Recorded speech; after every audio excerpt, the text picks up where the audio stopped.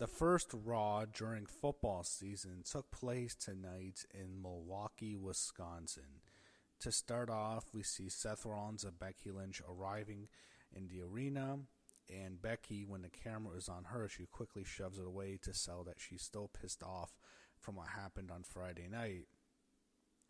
So they were going head-to-head with the Monday Night Football game between the Chicago Bears and the Minnesota Vikings, and Seth is a big Bears fan, and they happened to lose tonight, so I was personally hoping Seth would just take the night off, watch his team, tweet, "I hate football," like a loser after his team loses. I mean, he just sounds like such a geek. I have to mention, when he tweets, "I hate football, I love football," you're such a freaking geek when you tweet that. Oh, man. I guess he's on the NFL Network, so I was hoping he would be on duty so we wouldn't have to see him tonight on Monday. I didn't want to see Seth Rollins, but to give him credit, his segment was the best part of the whole show, but we'll get to that later. So you have Joe Tessitore and Corey Graves on commentary.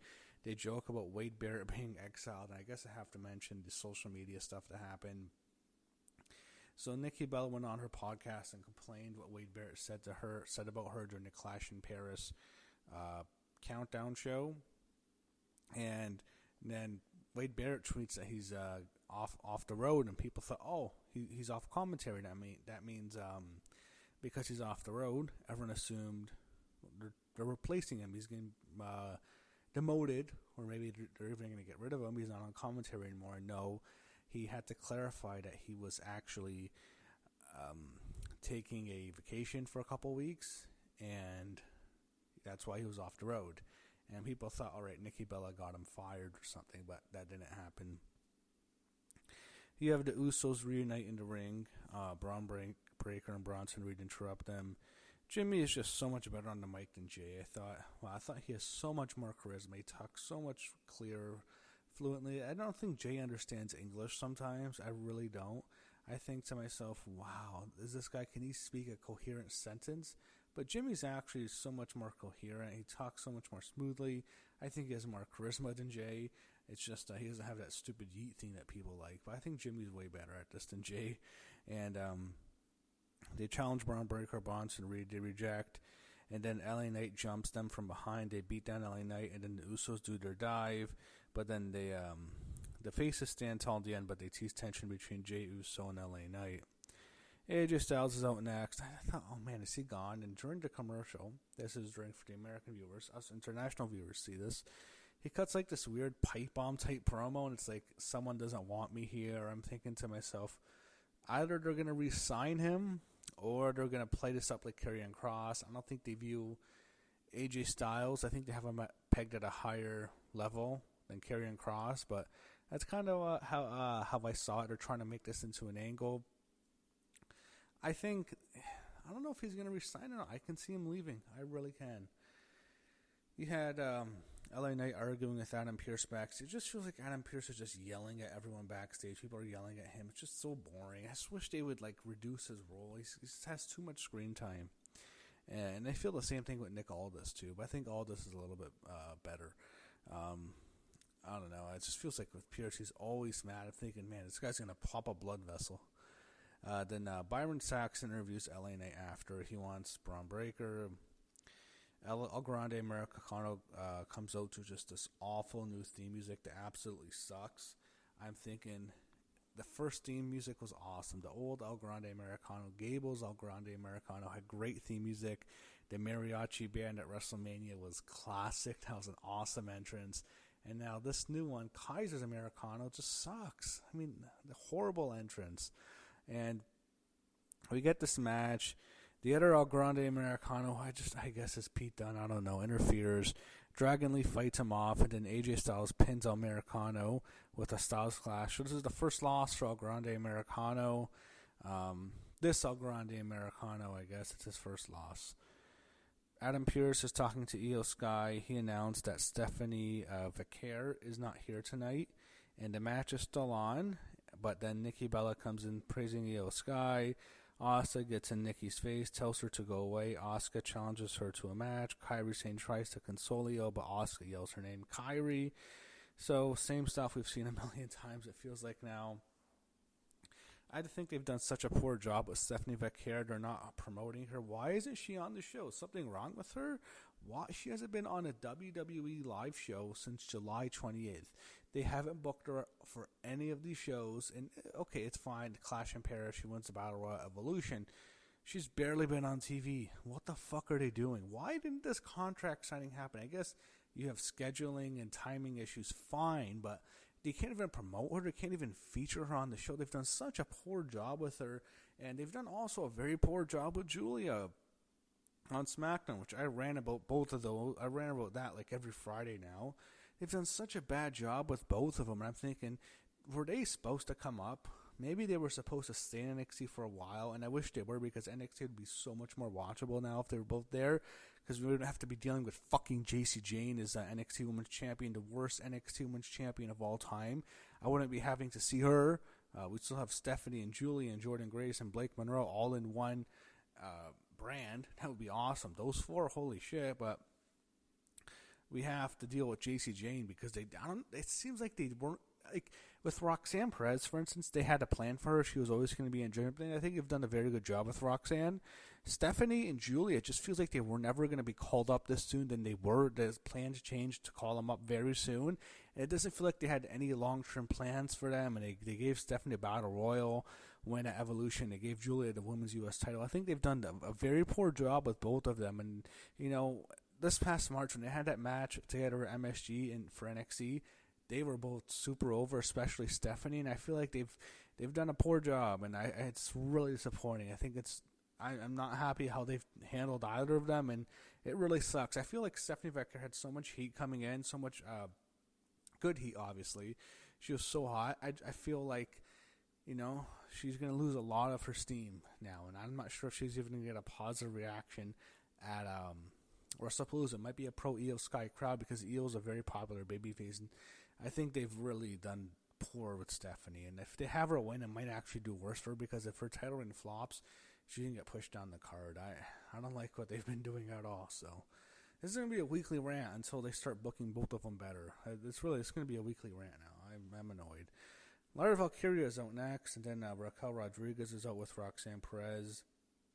I really wanted Roxanne to wrestle. Nothing against Raquel, but Lara Valkyria, Roxanne Perez, they had that great match last year at NXT TakeOver, and they had a series of good matches here. They have really good chemistry. I was hoping, great, we're getting Lara, Roxanne. We didn't get that. So before that, we got an AJ Lee video promo. They were highlighting so much of her career ahead of her appearance tonight. We saw photos from her in the early NXT, the early video promos. Man, she looked like she was 12 back then. She still looks young for her age, but that AJ Lee, she looked like a little schoolgirl. I remember it. Especially when they made her the Raw GM and stuff, and that's a long time ago. But they were promoting it, and it's weird to have both AJ Lee and Nikki Bella on an episode of Raw in September of 2025, and it's not September of 2015, or I guess, well, AJ was gone by September of 2015, maybe 2014. And Raw was awful back then, by the way. That's when they had that awful Bella Twin feud, the AJ and Paige feud, which was just went off the rails. So, yeah. But anyway, I have to point that out. So, Raquel Rodriguez takes on Lara Valkyria. Raquel gets the heat for a while. They get a "This is awesome" chant. Raquel hit the Tejana bomb for the win, and Lara was distracted. I guess they're setting up Bayley's return. She's going to feud with Lyra, but I guess the story they're telling is Lyra's mind is on Bayley right now, and that's why she lost to Raquel. But I'm not too hyped up for Bayley's return. Backstage, Penta is talking to War Raiders. Then he talks to Adam Pearce. He wants a shot at the IC Championship. Then he wants the belt off Dom, and which I want. I want Dom to lose the belt. He should have lost to AJ last week in Paris. So Rusev wants a shot as well, and that sends up a confrontation between the two of them, and eventually setting up a match. Pierce sets up a match between the two of them tonight. They again promote AJ Lee's return. They show us the Vegas Strip to hype up the WrestleMania sale. I believe September 24th. That's the date. AJ Styles talks to Dragon Lee backstage. Jim Uso comes in, shakes both their hands, and bumps into Jay, who's about to leave. Jay is still mad at LA Knight, and Jimmy says Jay is sounding like Roman. AJ Lee is then out, and she gets a massive pop when we hear "Let's Light It Up." Everyone loves AJ. She's wearing Becky's Intercontinental Championship as she skips down to the ring. They chant welcome back to her. She says she's your wrestler's favorite wrestler, which is funny because so many of the female wrestlers love her. So she says, yeah, your favorite female wrestler, I'm her favorite. That's true. And she mentions her journey the past 10 years. She didn't mention her neck injury, but she mentions her mental health, and she got a lot of positive feedback from the fans. They all cheered for her. She says she wasn't healthy and needed to get right. Fans were really behind her, and they were all giving her a standing ovation. Then she eventually mentions Becky Lynch attacking CM Punk last week on Raw. Then Becky Lynch is out wearing all red leather outfit, just like her husband would wear. So I guess her gimmick is like they dress together, both dressed like goofballs. I don't know. They hate Becky. The fans in Milwaukee do not like Becky Lynch. Becky says she might need to go to therapy herself, and fans are chanting therapy. And Becky takes off her glasses to reveal that she's has a black eye. I guess AJ actually roughed her up and some of those punches.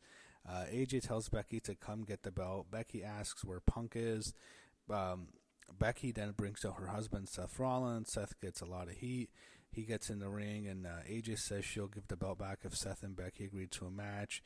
And AJ stopping Seth from taking the belt back. Seth yells at AJ Lee, and then CM Punk sneaks in, and Becky accidentally bumped into him. Punk goes for to go to sleep onto Seth Rollins, but he gets out. And then Seth agrees to the tag match. Becky's pissed off. She doesn't want it to happen. She's upset. But it's official. So we have CM Punk and AJ Lee taking on Seth Rollins and Becky Lynch at WrestlePalooza. I think, is that the first time it's ever happened where two married couples wrestle in that mixed tag? Obviously, it's happened where one of the teams is a married couple. I don't know if it's ever happened where both teams are married. Penta was out next. We get a Bayley video promo. I think this sucks. I'm sorry. I hate this. I'm over Bayley right now. If she wants to go join her friend, be happy. Go there. Wrestle your friend. Yeah, I'm there. I know her contract's up in a year. I don't think they should bring her back. I think it's done with Bayley. I think it's just over. It's over. This has been a horrible year for Bayley. Just an awful freaking year. It's like the year before was great for her. Like she won the Rumble and won the WrestleMania.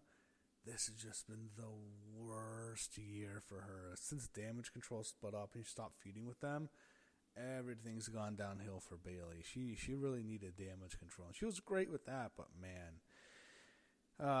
Yeah, so she's hearing voices in her head. I guess it's the Hugger, and they show a silhouette of the Hugger. Do people even remember the frickin' Hugger? They still want to see the Bayley buddies. I just think people are just over Bayley.